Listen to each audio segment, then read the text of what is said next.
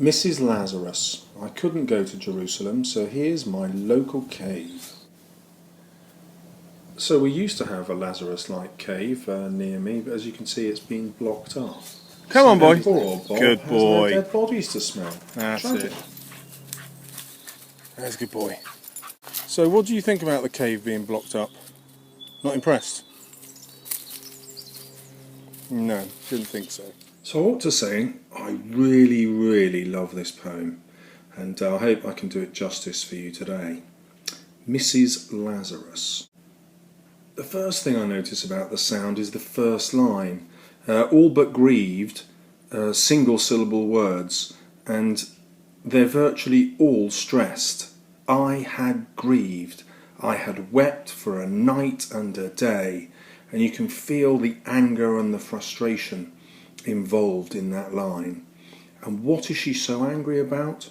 Well, in the first verse, it's the fact that her husband has died, but at the end, it may also be at the fact that her husband has come back to life.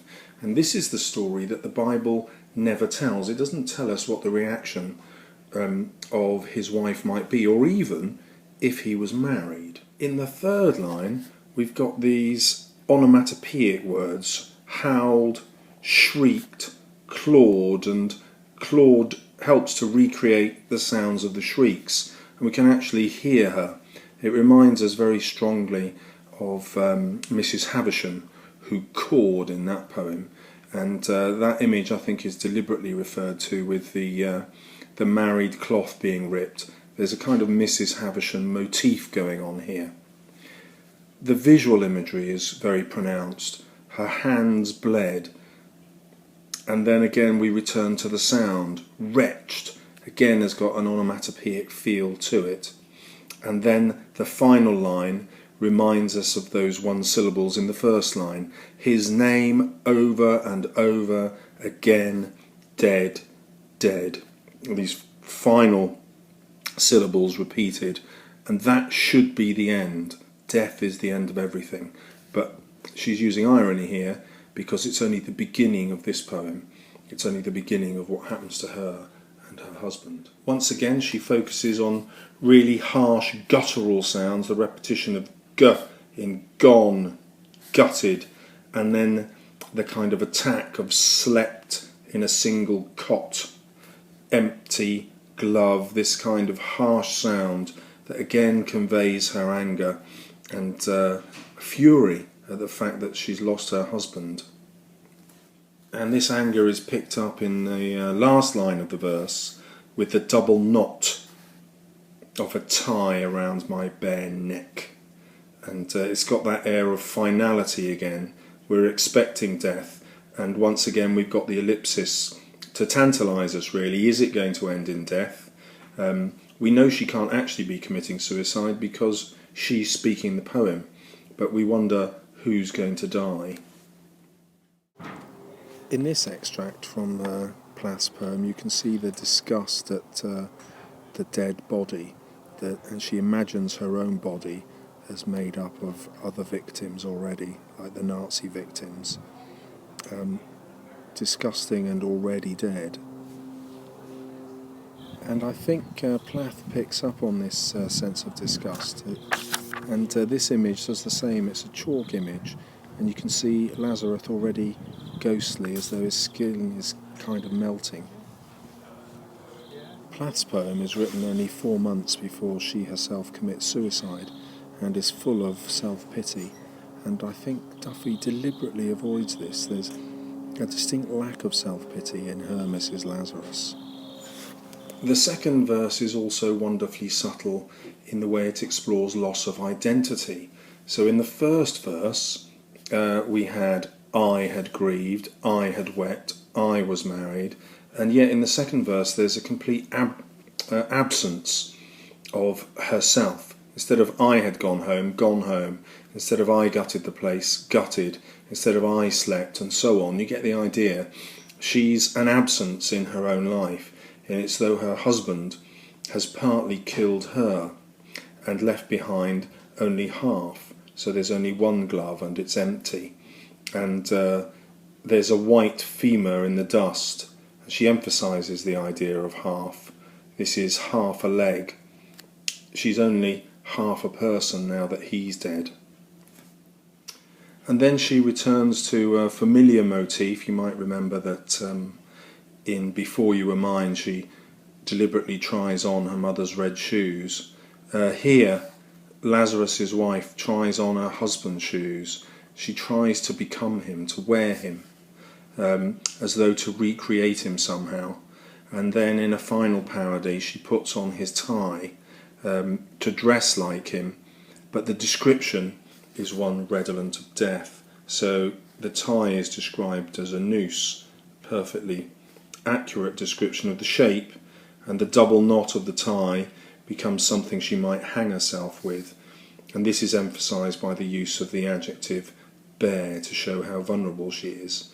And it echoes that sense of suicide that we're familiar with from Sylvia Plath's poem. In the third verse, we have an allusion to sexual loss. So here, she sees herself as a nun, not just in the religious sense, but denied a man, touching herself. And partly this is a sexual image, which isn't explained, but you can fathom for yourself. But also, there's this kind of idea of trying to find out who she is. Do you remember she's disappeared from this verse? Here, she's trying to recover herself, looking deliberately in the mirror to try and get a new identity, one that is not married to Mr. Lazarus. Next, she compares what happens to her as a transformation into an icon, a religious image held in a church. And it's though she's questioning God's plan here. She's learning the stations of bereavement, which sounds like the stations of the cross that you'll see Catholics doing, and that I was taught at as testicles, spectacles, wallet and watch. But when she looks at herself in the mirror, she describes it as a bleak frame, and this is perhaps a reflection of what she actually looks like, but also God's plan. And nobody talks about that, do they? What is God's plan in allowing this miracle to occur? And if it's going to occur for Lazarus, why not everyone? And I think this poem addresses that and decides actually it was a huge mistake to allow the miracle in the first place.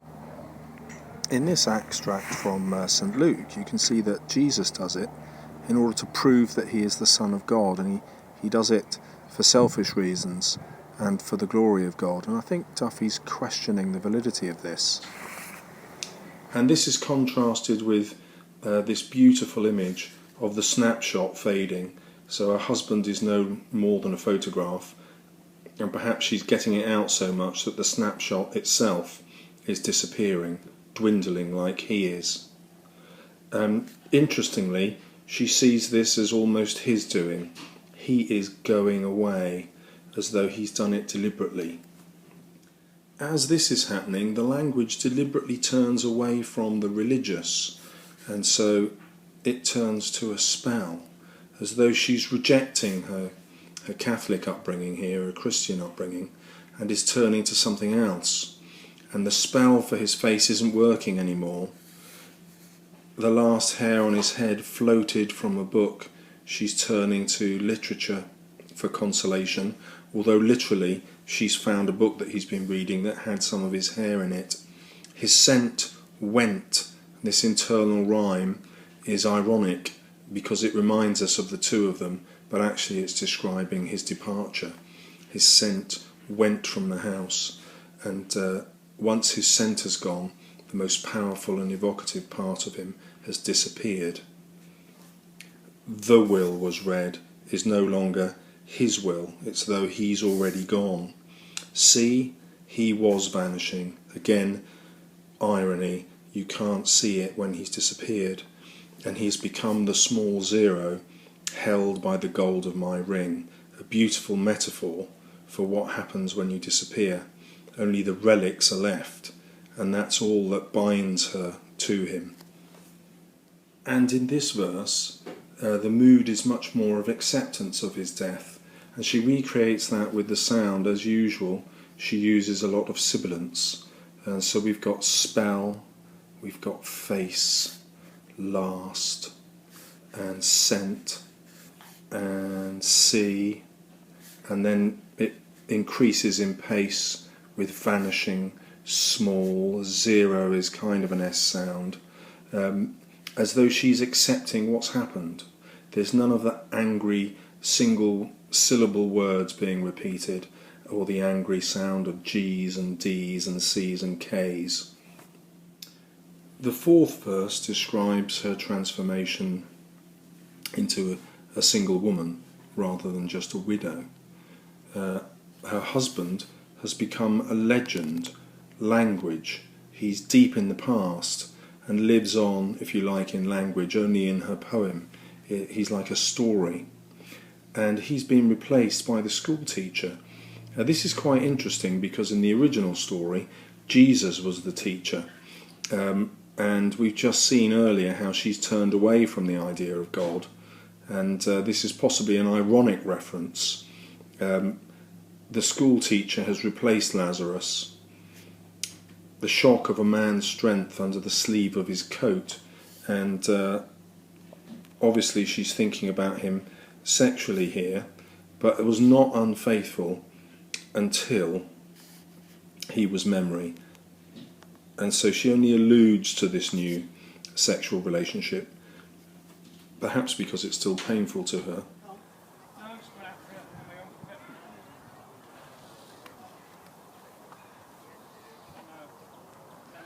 So here it is, it's Easter, I'm on holiday, and here I am making videos in the sunshine so that you can revise. Peculiar, isn't it? And I should be drinking beer, but no, there it is, I'm sitting down with a cheap cappuccino. I've got all of Swindon to myself, nobody else here. They're all out having fun playing golf, which is probably a slow form of suicide. I haven't made up my mind. Anyway, back to the revision. This verse is really about rebirth, and so I could stand that evening in the field. This is where new things grow, and in this case it's the speaker, and she's in a shawl, and she's magical. She's in a shawl of fine air, rather like today, a gorgeous spring day perhaps, where your coats come off and the air itself is light and airy and able to keep you warm even when there's a slight chill in the shade. And then this wonderful metaphor, which again makes you look at the evening sky in a completely different way, to watch the edge of the moon occur not in the sky but to the sky, as though the sky has just woken up from some deep slumber and realised what it could actually do with its life. It could create the moon. And that, of course, is symbolic of what's happened to her. She can recreate herself. She's finally got a husband who lives in memory only. And the memory is now painless enough for her to move on and be reborn. And just at that moment, at that precise moment, God pulls a fast one. And this line is almost like the sound of someone catching their breath, achieved with the H's in hedge and hare, and a hare thump from a hedge, and you can hear her breathlessness and panic as she notices the village men running towards her, and they're shouting, and she has an intimation of what's coming. And suddenly the whole world turns hostile, which we hear in the barking dogs, in the repetition of I knew, and the irony of new. She was just about to become that new person, and it's suddenly been attacked. And the light itself is described as a sound, a shrill sound, piercing, and that is transposed onto a visual image, just to give us the idea of the panic and the horrible noise this makes, perhaps inside her head. The sly eyes of the barmaid, as though she's being watched by a sly god, and slyness suggests his awful cruelty here, taking something by bringing something else back. And then the final line of this verse gives us this marvellous image of taste, the hot tang, and we're expecting that to suggest freedom, the taste of freedom, but it's the opposite. It's the crowd, and they're parting. I think this is deliberately reminding us of Moses parting the Red Sea in order to liberate Israel, because of course here, it's ironic, she's not being liberated, she's actually having her life stolen once again.